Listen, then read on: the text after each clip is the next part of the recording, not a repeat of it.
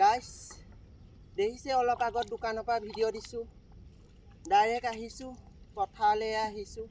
বেয়া কমেণ্টটো যে দিবলৈ জানে, মন্তব্য ধৰিব জানে। এতিয়া ঘৰত ফেচ ৱাছ কৰি কৰি বহি থকা কেইজনীক কৈছোঁ পথাৰলৈ আহক। আমি এই পথাৰত এয়া টিকাফটীয়া ৰ'দত ওপৰ উভতাই কৰি কৰি বোকা ৰুই আছোঁ।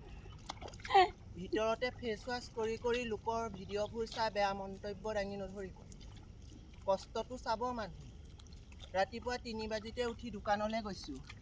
এতিয়া বৰ্তমান এয়া পথাৰত ৰুব আহিছোঁ। কাৰণ আমি আপোনালোকৰ নিচিনা ফেচ ৱাছ কৰি ঘৰত বহি থাকিব নোৱাৰোঁ। বছৰৰ ভাতকেইটা ভঁৰালত সুমুৱাই ল'লেহে আমি চলিব পাৰিম, গম পাইছে নহয়? সেইকাৰণে 10 বাৰ ভাবিব বেলেগক বেয়া মন্তব্য দিয়াৰ আগত। আৰু পাৰে যদি আমাৰ লগত অকণ সহযোগ কৰি পথাৰত আহিব। আমাৰ কাৰণে এয়াই ফেচ ৱাছ, দামী দামী হিমালয়া ফেচ ৱাছ আমি এয়াই ঘঁহোঁ। আপোনালোকো আহিব। 6 মাহৰ কাৰণে এয়া ফেচ ৱাছ কৰোঁ, 6 মাহৰ কাৰণে ধানৰ ফেচ ৱাছ কৰোঁ। আমাৰ ফেচ ৱাছ এইটোৱে।